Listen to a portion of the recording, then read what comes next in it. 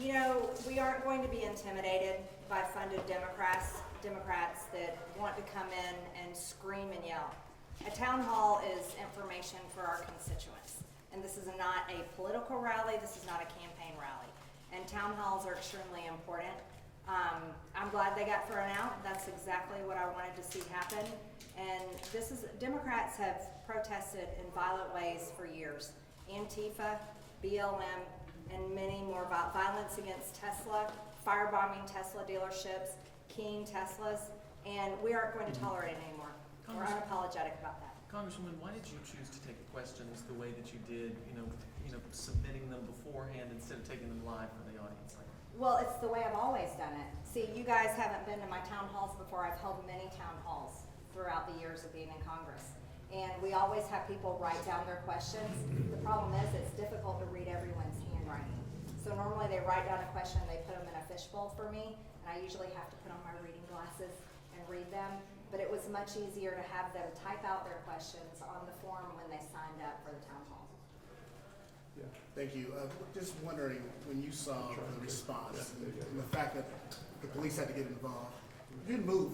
You were definitely stable up there, but what was your reaction just to seeing that all play out the way it did, especially in front of some of the people who came here to support you and wanted to hear your message?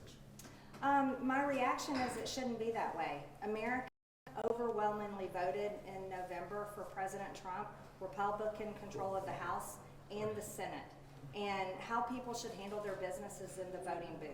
There's no reason for screaming, yelling, ridiculous, outrageous protesting. That disrupts the entire event for every single person that is there.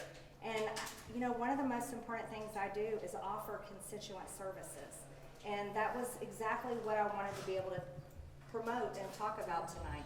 From a safety standpoint, you even mentioned the fact that you had to keep this place secret for a little bit. The idea that there are so many people who had to have this increased police presence, does that leave you deterred at all when you know that there are people who are out there with all these thoughts about what they would want to do at one of these rallies? No, I don't like that. But no, I'm not deterred. My job is a representative of the people that voted, my district. And I have to represent the entire district, and that means I have a job to do. And that job is extremely important. No, I'm not deterred. But I will tell you guys, and this is a story that I think is extremely important, I have the most death threats in Congress. And at times, I have more death threats than even Speaker Johnson. And it shouldn't be that way. And we just saw Governor Shapiro's mansion attacked with arson. It shouldn't be this way for any elected leader, no matter what political party they represent. Could we get your response to, there's been a lot of coverage on the stocks buys that you made in the days before and the day of the announcement that these tariffs were being paused. Was there anything that you knew ahead of time? Can you at least respond to the criticism that's been published? I think that criticism is laughable.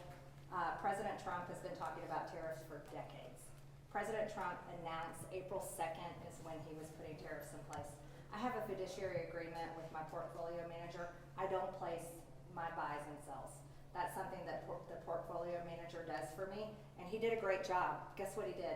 He bought the dip, and that's what anybody that has any financial sense does when they know the market's going to be going down. That was obvious to everyone, and President Trump had announced tariffs long before. That wasn't anything, that wasn't a secret. Big public information. Congresswoman Greene, do you think it was a proportionate response to have police tase somebody who was just moving at you from the crowd? They weren't approaching you, they weren't anywhere near you. Just what are your thoughts on that? Yeah, like I said before, this isn't a political rally or a protest. I held a town hall tonight. You know who was out of line? The protesters. There was a place designated outside for the protesters because we support their First Amendment right. So you know who was out of line? The protesters. The police did a great job. I'm very thankful for them. There was a